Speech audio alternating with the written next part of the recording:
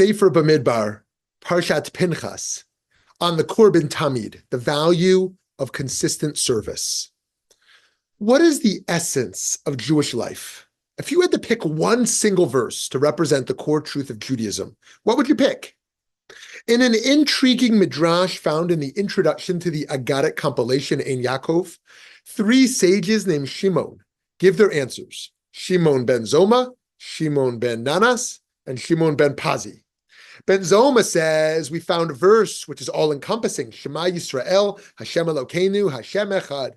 Hear, O Israel, Hashem is your God, Hashem is one. This seems like a good choice. This verse is our core declaration of faith, our statement of monotheistic loyalty to God, which we say to begin and to end our days, which we wear on our head and on our arms, across from our hearts, and which we surround ourselves with on every doorway of our dwellings. Then Ben Nana says, we found a verse which is even more inclusive. Ve'ahavta l'reacha kamocha. You shall love your neighbor as yourself. Perhaps ethical, interpersonal relations and empathy are the ultimate mission of Judaism. Ben Nanas is certainly in good company with his opinion. The verse is close to what Hillel the elder answered when a Gentile demanded he explain all of Torah while the man stood on one foot. This is also the verse Rabbi Akiva declared the great encompassing principle in the Midrash Sifra. Incidentally, in response to Rabbi Akiva, yet another Shimon, Shimon ben Azai, suggests that a different verse is even greater. This is the record of Adam's line. When God created humankind, it was made in the likeness of God.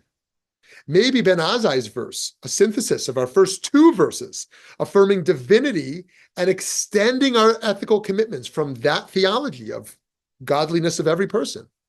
We honor and protect other human beings because they are created by and in the image of God, our only God. Back in our Midrash, Shimon ben Pazi says that a verse from our Parsha, Parshat Pinchas, is even more inclusive than the other two, and that is, Et hakeves echad taseh v'boker, ve'et hakeves hasheni taseh ben ha'arbayim. You shall offer one lamb in the morning, and the second lamb you shall offer at twilight. What on earth does this mean? How is this the central message of Judaism? The Midrash even goes on to quote an anonymous rabbi affirming Shimon ben Pazi's choice as the best of the three. What can we learn about our core mission as Jews from this portion's commandment of the Korban Tamid, the twice daily offering? Ben Pazi is teaching the centrality of acts of service to Jewish life, morality, and identity.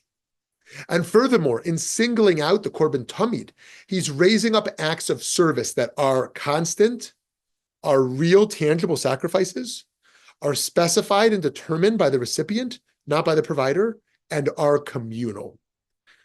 The importance of consistency in service is like the importance of consistency in sleeping, in eating, in exercise, in praying, and in learning. Consistency is vital for the success of the service and is vital for your development of character.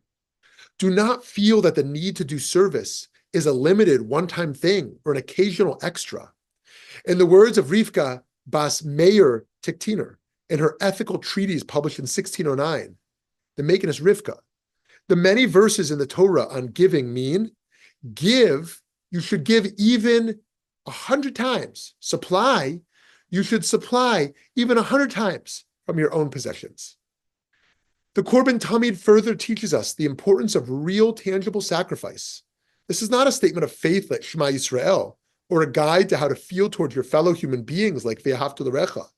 This is tachlis. Being Jewish means doing something active, and it means being willing to give up something real and valuable. In an op-ed in 2020 titled, "Are You Willing to Give Up Your Privilege?" philanthropist Darren Walker mentions his own rise from financial hardship to wealth and says, the old playbook, giving back through philanthropy as a way of ameliorating the effects of inequality, cannot heal what ails our nation. It cannot address the root causes of this inequality, what the Reverend Dr. Martin Luther King Jr. called the circumstances of economic injustice, which make philanthropy necessary. Instead, those of us with power and privilege must grapple with a more profound question. What are we willing to give up? If we, the beneficiaries of a system that perpetuates inequality, are trying to reform the system that favors us, we will have to give up something. We all have different privileges in the current social order. In order to make the world a better place for everyone, we each have to be willing to give up some of the privileges we may or may not be aware we have. The Korban Tamid offering in Shimon ben Pazi's verse is a clear declaration of this duty to sacrifice. The verse does not just say to be consistent in your service. It does not just say sacrifice something of value.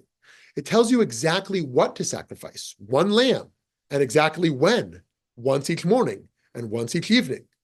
There's a lesson here about humility in service. There are contexts in which leadership is required.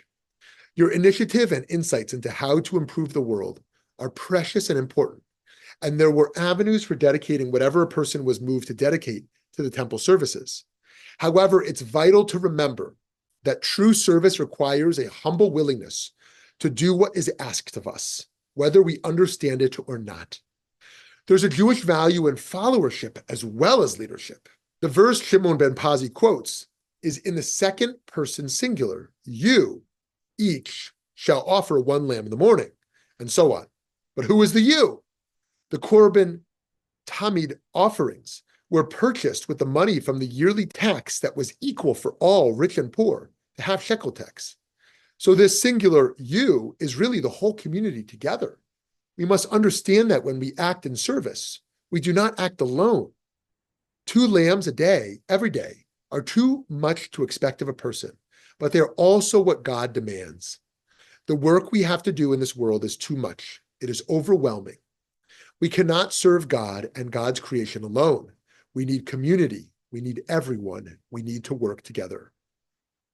Contemporary theologian Mar Benjamin, in her 2018 book, The Obligated Self, proposes that Jewish identity, and in particular the Jewish relationship to the divine, can be understood by analogy to the relationship a mother has to her child.